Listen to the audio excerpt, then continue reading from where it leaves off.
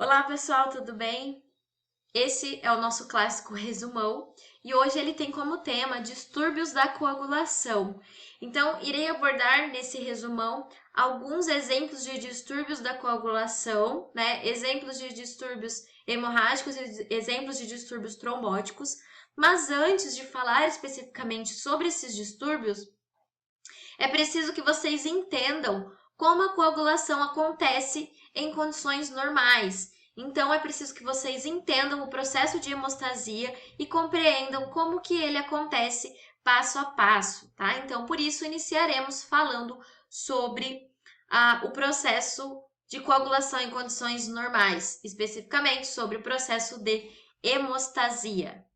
Distúrbios da coagulação, então conceituando, é definido como processos patológicos que alteram o fluxo sanguíneo, provocando lesões orgânicas e também a nível celular.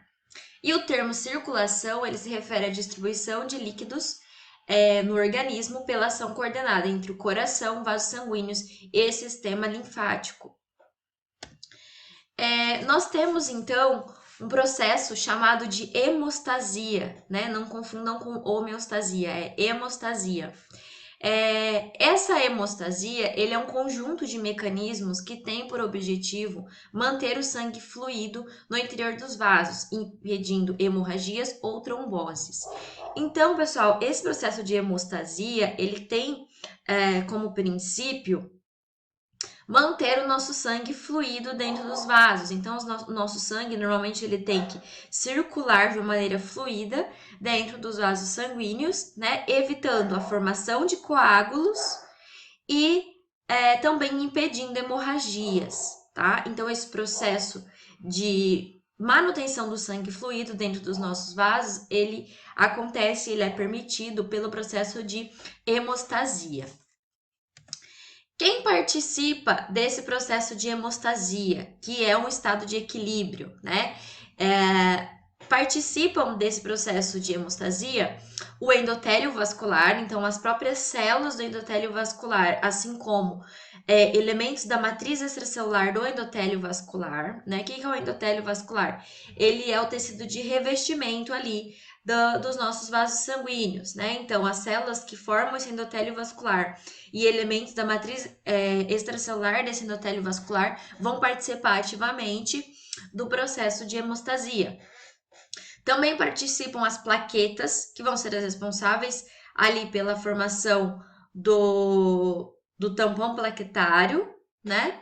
E também participam elementos que fazem parte do sistema de coagulação, que vão desde elementos teciduais que ficam ali na matriz extracelular e que são expostos, né, quando há uma lesão ao endotélio vascular, e outros elementos também que vão participar como cofatores, né, como cálcio, vitamina K e outros elementos que vão atuar como cofatores que eu vou comentar um pouquinho para vocês. E aí, pessoal, todos esses elementos, né, tanto elementos celulares como plaquetas, elementos da coagulação que fazem parte da matriz extracelular, etc., eles vão atuar como procoagulantes, então alguns deles vão ser elementos procoagulantes, ou seja, eles vão estimular a coagulação, né, quando necessário, falando de situações normais, e eles vão garantir que haja o estancamento correto, adequado de um sangramento, de uma maneira ideal, né, sem que haja formação de trombos, por exemplo. E existem outras moléculas que são anticoagulantes, que vão ser responsáveis ali pela dissolução do coágulo, por exemplo, após a correção, após o reparo, né, da lesão ao endotélio vascular. E aí, todos esses elementos procoagulantes e anticoagulantes, eles devem trabalhar em equilíbrio, né, e serem ativados de uma maneira equilibrada para que o sangue se mantenha fluido, né? E não haja nem hemorragias e nem a formação de trombos ou coágulos, né? Indevidamente. E aí, pessoal, esse mecanismo de hemostasia, ele é então um mecanismo altamente regulado, né, da qual a gente vai ter a participação de vários elementos, que a gente já comentou anteriormente, elementos celulares, elementos acelulares. Ele é um processo altamente coordenado e que ele vai acontecer em sequência, né? Então, um elemento vai ser responsável por ativação de outro, né, na presença de cofatores, muitas vezes, e então, portanto, cada elemento, seja ele celular ou acelular, eles são fundamentais, né, para que o processo de hemostasia aconteça corretamente e também para que haja, né, a correta eliminação do coágulo ao término, né, na terceira fase do processo de hemostasia. Então, nós podemos didaticamente dividir esse processo de hemostasia em 3 fases, né? Uma primeira fase onde a gente vai ter a hemostasia primária, que vai ser a formação do tampão plaquetário primário, ou seja, vai ser quando a gente tem somente a agregação das plaquetas, sem a formação da fibrina ainda. Uma segunda fase, que é a coagulação secundária, ali, hemostasia secundária, que é onde a gente já vai ter ativação da cascata da coagulação e a subsequente formação da fibrina, que vai unir firmemente as plaquetas, formando aí sim o tampão hemostático secundário ou coágulo. E no fim, na terceira fase, a gente vai ter uma fase importante também, que é a fibrinólise, que vai acontecer após, né, a resolução de todo a lesão ao endotélio vascular, por exemplo, e vai consistir na eliminação desse coágulo, né? Para que serve esse coágulo no final das contas, né? Que é o objetivo ali dessa hemostasia. Ele serve para estancar o sangramento, né? Então, se houver uma lesão ao endotélio vascular e começar a ter ali hemorragia, né? Seja ela uma hemorragia de pequeno porte ou de grande porte, esse coágulo vai servir para estancar o sangramento, tá? Então, em resumo, a gente divide didaticamente o mecanismo hemostático em primeira fase, onde a gente vai ter hemostasia primária, segunda fase, hemostasia secundária, terceira fase, a fibrinólise, né? E aí, todas essas fases, elas dependem umas das outras, né? Principalmente a primeira e a segunda fase, elas vão depender, né? A segunda fase, ela depende que haja uma ativação adequada da primeira fase para que a segunda fase seja efetiva. Então, vamos ver aqui o que acontece quando ocorre uma lesão ao endotélio vascular. Então, normalmente nós temos lá o sangue correndo dentro dos vasos sanguíneos, né? Lá no sangue nós vamos ter as hemácias, vamos ter as plaquetas, leucócitos e os elementos que ficam solúveis ali no plasma. Quando a gente tem uma lesão ao endotélio vascular, então aqui representando o endotélio íntegro, né? As células que formam o revestimento do endotélio. E aqui nós temos uma lesão ao endotélio vascular. Essa lesão pode ser causada por várias causas, né? Podem ter várias causas para essa lesão ao endotélio vascular. Mas o que acontece então quando a gente tem essa lesão ao endotélio vascular? Rompe-se as células que revestem o endotélio vascular e serão liberados aqui elementos que estão na matriz extracelular, né, que formam ali juntamente com as células do endotélio vascular esse epitélio de revestimento do endotélio vascular. Nessa matriz extracelular vão existir fatores teciduais e fatores da coagulação, que, como se rompeu ali esse endotélio, esses fatores vão ser liberados, né? Dentre esses fatores teciduais, vai haver a liberação da endotelina, né, que vai ser um fator liberado ali com o rompimento do endotélio vascular. Essa endotelina, ela vai ter um papel de fazer uma vasoconstrição, né, e essa vasoconstrição, ela vai ser importante para diminuir sangramento, né, até que o coágulo seja formado. Além da endotelina, são liberados fatores muito, muito importantes que participam da coagulação, fatores essenciais para a coagulação, tá?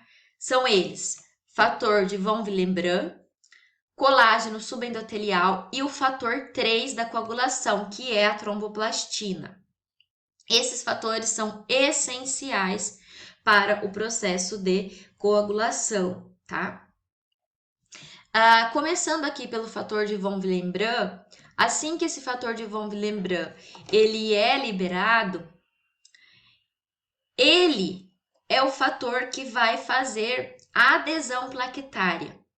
Então, pessoal, as plaquetas elas vão estar circulando normalmente lá na corrente sanguínea, e a partir do momento em que esse fator de von Willebrand é liberado, as plaquetas recebem uma sinalização para que comecem a aderir, né, a formar aqui, representando aqui na figurinha, o tampão hemostático primário, que é só o tampão plaquetário, né, que é nada mais do que a agregação das plaquetas, né? Então, primeiro passo para que aconteça, e passo fundamental para que aconteça a hemostasia, é a liberação do fator de von Willebrand, que vai fazer a atração e permitir a adesão das plaquetas, né? E aí cada plaqueta que vai aderindo ali, vai liberando outros fatores que vai atraindo mais e mais plaquetas, e elas vão se agregando umas sobre as outras para tampar ali aquele espaço que foi lesado, né? Onde foi perdido as células do endotélio vascular, a fim de impedir hemorragias, né? A fim de permitir que o sangue continue fluindo ali dentro do vaso sanguíneo e não saia para o meio extravascular, né? Então, até aqui nesse momento, quando há liberação do fator de von Willebrand e ocorre a adesão das plaquetas, forma-se o tampão hemostático primário, que é somente um monte de plaqueta juntinha, grudadinha, bloqueando ali a saída do sangue, tá? Mas essa adesão das plaquetas é só as plaquetas ali pertinho uma das outras. Não tem nada que une elas, que grude elas firmemente ainda, né? E por isso vai ser importante a hemostasia secundária, que acontece por meio da ativação da cascata da coagulação. Essa cascata da coagulação, ela vai ser ativada por esses outros fatores aqui, ó. Colágeno subendotelial e a tromboplastina, que é o fator 3, que também foram liberados com o rompimento do endotélio vascular. Essa cascata da coagulação, ela é uma ativação em sequência de vários fatores que participam da cascata da coagulação e que vão ter como objetivo permitir a conversão do fibrinogênio em fibrina. E a fibrina é a que vai fazer essa união forte, ela vai se inserir ali entre as plaquetas, lá naquele tampão hemostático primário, formando uma rede, né, envolvendo as plaquetas e fazendo com que as plaquetas fiquem grudadas firmemente, tá? E aí, pessoal, essa cascata da coagulação, ela é dividida quanto aos modos de ativação em via intrínseca e via extrínseca, tá? Então, vão haver diferenças ali na forma como os fatores da coagulação vão ser ativados. Existem duas maneiras diferentes, tá? Para que os fatores da coagulação sejam ativados, gerando um processo comum que vai culminar na ativação do fibrinogênio em fibrina, tá? Agora vamos ver mais a fundo, então, quais são esses mecanismos de ativação da cascata da coagulação e como ocorre a formação do fibrinogênio em fibrina. Então, nós vimos que, dentre os fatores que são liberados com o rompimento do endotélio vascular, nós temos o colágeno subendotelial e a tromboplastina, que é o fator 3. Esses fatores eles vão estar diretamente envolvidos no início da ativação da cascata da coagulação, tá? Então, como eu comentei, a cascata da coagulação, ela divide-se didaticamente em via intrínseca, via extrínseca e uma via que é a via comum, tá? Então, nós vamos ter duas formas de se ativar a cascata da coagulação, ou seja, duas formas para que seja produzida a fibrina, né? Uma delas é a via intrínseca e a outra é a via extrínseca. Embora essas duas vias elas tenham mecanismos diferentes de ativação e a participação de fatores diferentes inicialmente, elas vão em um momento convergir para uma via comum, no momento em que elas ativam o fator 10 aqui da coagulação. Elas convergem para uma via que é chamada de via comum da coagulação, tá? Então, vamos ver aqui separadamente como cada uma dessas vias inicia e depois chegando à via comum. Começando pela via intrínseca. A via intrínseca, ela vai ser ativada pela presença de moléculas que tenham cargas elétricas negativas, como, por exemplo, o colágeno subendotelial.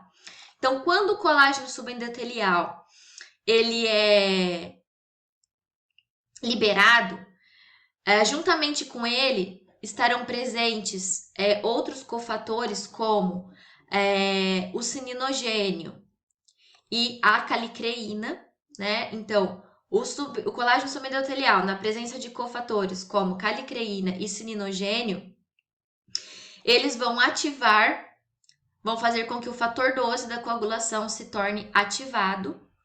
Esse fator 12 da coagulação, ele vai ativar o fator 11 e o fator 11 vai ativar o fator 9. Ao mesmo tempo aqui, o fator 8 vai se tornando ativado por resquícios de trombina e esse fator 9, junto com o fator 8, depois de serem ativados, na presença do cálcio, vão ativar o fator 10, dando início à via comum. Olhando aqui do outro lado, na via extrínseca, essa via ela se torna ativada pela presença, pela liberação do fator 3, que é a tromboplastina, que foi liberada lá com o rompimento do endotélio vascular. Essa tromboplastina, ela é um cofator para ativação aqui do fator 7. E aí, na presença da tromboplastina, o fator 7 ele vai se tornar ativado, né? E aí, fator 7 aqui e tromboplastina vão, então, ativar o fator 10, dando início à cascata da coagulação pela via comum. Essa parte aqui da via comum, nós teremos a participação, também ativação em cascata de vários outros fatores da coagulação, começando pelo fator 10, né? Que vai ser ativado ou pela via intrínseca ou pela via extrínseca. Uma vez ativado esse fator 10, junto com o fator 5, que vai ser ativado também pela trombina, vão fazer a conversão da protrombina em trombina, né? Aqui a gente tem a participação também do fator 13, né? 13. O fator 13, junto com fatores 10 e fatores 5, vão fazer a conversão da protrombina em trombina, né? E essa trombina, ela vai fazer a conversão do fibrinogênio em fibrina. E é esta fibrina que vai ser responsável por unir firmemente as plaquetas, né? Lembram que as plaquetas vão estar lá inicialmente aderidas pela ação do fator de von Willebrand. E aí, após a formação dessa fibrina, as plaquetas que estavam fracamente aderidas vão ter uma rede ali de fibrina ao redor delas, formando o tampão hemostático secundário, formando o coágulo propriamente dito. E aí esse coágulo ele fica firme, grudado ali, tá? Para impedir o sangramento até que seja formado até que seja reconstituído ali o endotélio vascular. Ok?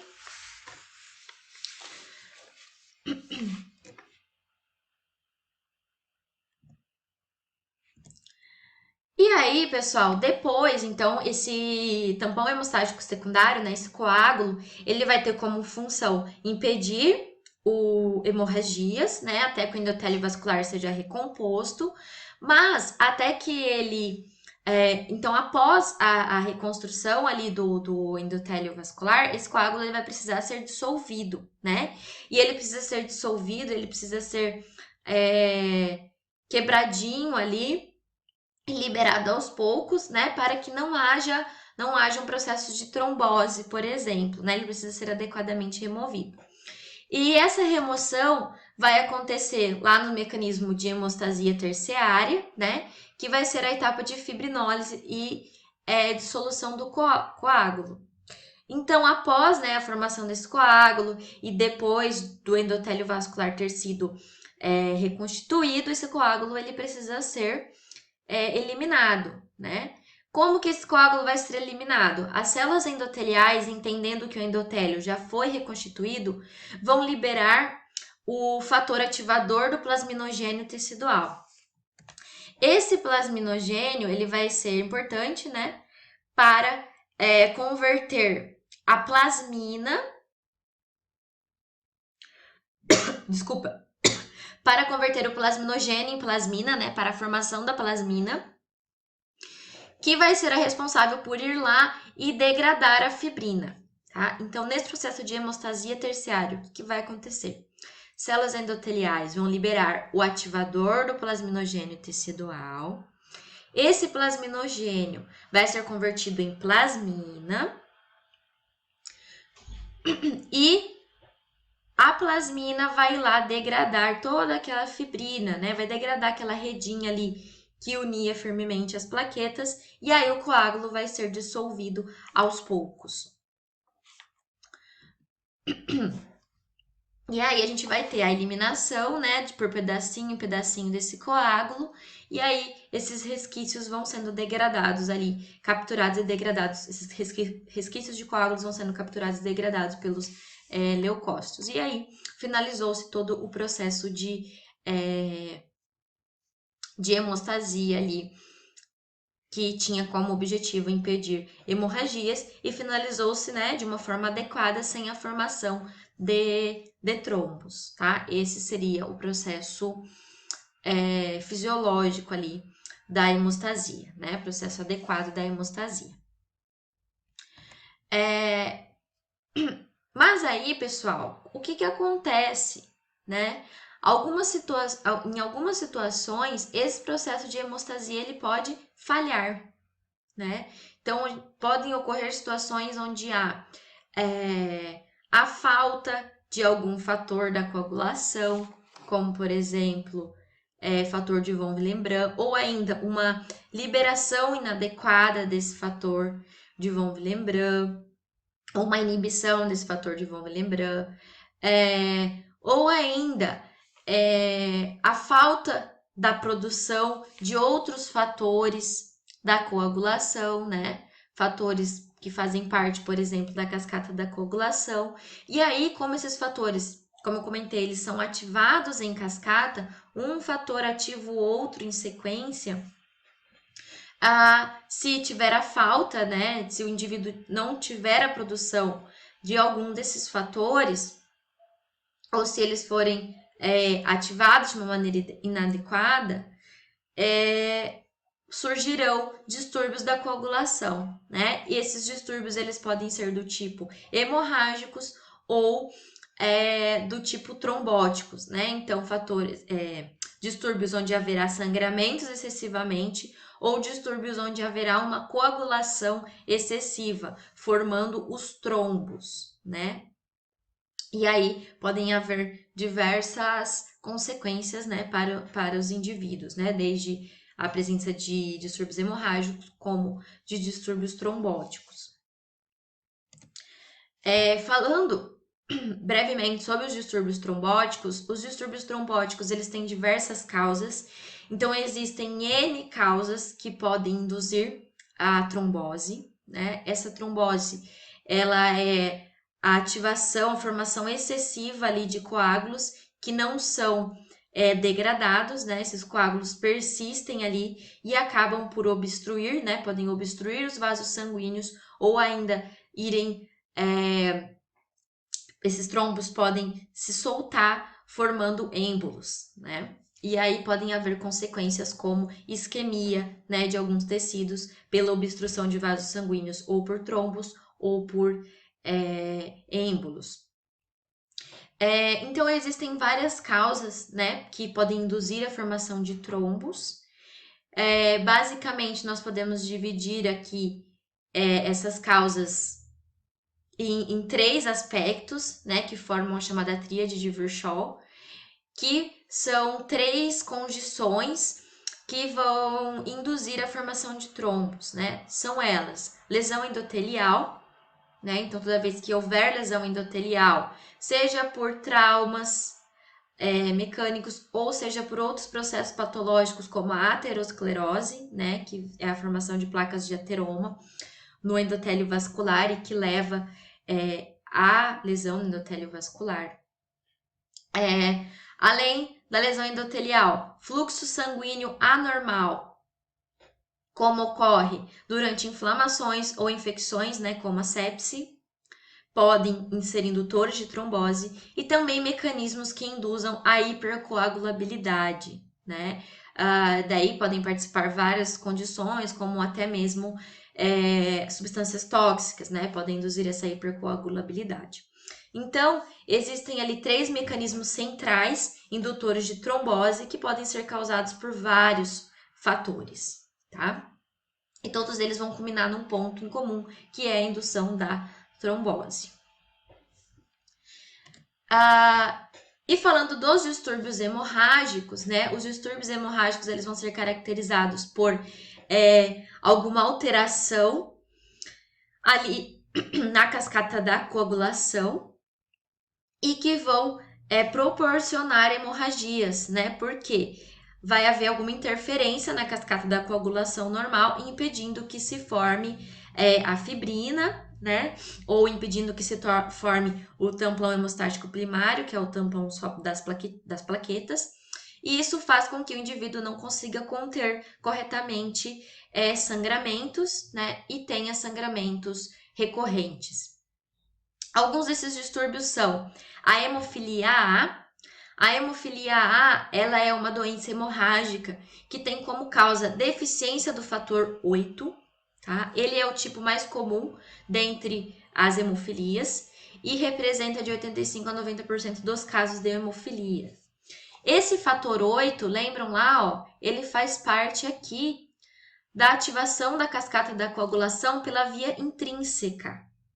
Então, sem o fator 8, o que vai acontecer? A via intrínseca não consegue ativar o fator 10. Com isso, haverá uma deficiência na produção da fibrina, né? Porque esse lado aqui da cascata não vai conseguir funcionar corretamente, né? Ele não vai corretamente ativar a formação da fibrina, né? E aí, o indivíduo que tem hemofilia, ele vai apresentar como sinais e sintomas presenças de hematomas, né, que representam ali pequenas hemorragias, né, que vai ser caracterizado pela saída de hemácias em pequenas quantidades para os tecidos. Eles apresentam hemorragias nasais, hemorragias na gengiva, né, por exemplo, hemorragias nas articulações. Então, eles vão ter vários distúrbios hemorrágicos. Um outro tipo de hemofilia é a hemofilia B. Ela é um tipo de hemofilia menos comum, né? Vai estar presente em 15 a 20% dos casos. E ela é caracterizada pela deficiência do fator 9, que também faz parte da via intrínseca, né? Então, da mesma forma que a deficiência do fator 8, né? A deficiência do fator 9 também vai impedir que a via intrínseca consiga ativar o fator 10.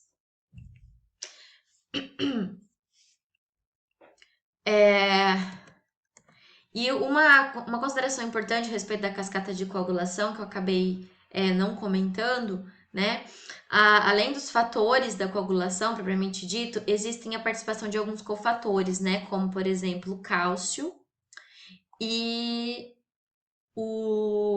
a vitamina K, né? Então, todas essas ativações aqui, por exemplo, do fator 10, elas exigem cofatores, né? Que é o cálcio, tá? E em algumas situações a vitamina K também vai ser importante aqui para essa disponibilização do cálcio, tá? Só um comentário importante. E aí, mais um distúrbio hemorrágico é a doença de von Willebrand. A doença de von Willebrand, ela é caracterizada pela diminuição ou a disfunção do fator de von Willebrand. Lembram que o fator de von Willebrand é aquele liberado, né, do endotélio vascular e responsável por fazer a adesão das plaquetas, responsável pela hemostasia primária, né? Então, o fator de von Willebrand, ele vai ser essencial para que consiga se formar o coágulo, né? Porque é ele que vai induzir a adesão das plaquetas. Portanto, ele vai interferir em todas as vias da coagulação, tanto extrínseca quanto intrínseca e também como a comum. Por quê? De que adianta formar, por exemplo, a fibrina se não haverão as plaquetas ali para formar, né, o coágulo. E aí, esses indivíduos que têm a doença de von Willebrand também vão apresentar vários distúrbios hemorrágicos, né? Sangramentos nasais, sangramentos gengivais recorrentes, né? Porque eles não conseguem fazer a adesão plaquetária. Ou essa adesão é feita inadequadamente. Dito então, pessoal, todos esses comentários que vocês viram, tanto sobre o processo de hemostasia, assim como sobre os distúrbios da coagulação que foram abordados, fica claro que esses distúrbios da coagulação, tanto os distúrbios hemorrágicos que foram aqui comentados, né, distúrbios relacionados a condições patológicas como as hemofilias e a doença de von Willebrand, assim como distúrbios que levem à hemorragia, não necessariamente por condições patológicas, como por exemplo os rompimentos mecânicos de vasos sanguíneos, terão consequências, né, para o funcionamento do organismo. Da mesma forma, os distúrbios trombóticos, né, como obstruções de vasos sanguíneos, principalmente obstrução lá de artérias, terão consequências importantes para o funcionamento do organismo. Algumas dessas consequências, inclusive, podem ser letais, tá? E sobre essas consequências, então, nós iremos falar na nossa próxima videoaula, no nosso próximo resumão, que será sobre as consequências desses distúrbios da coagulação, tanto os distúrbios hemorrágicos como dos distúrbios trombóticos. Mas por hoje era isso. Um abraço e até a próxima!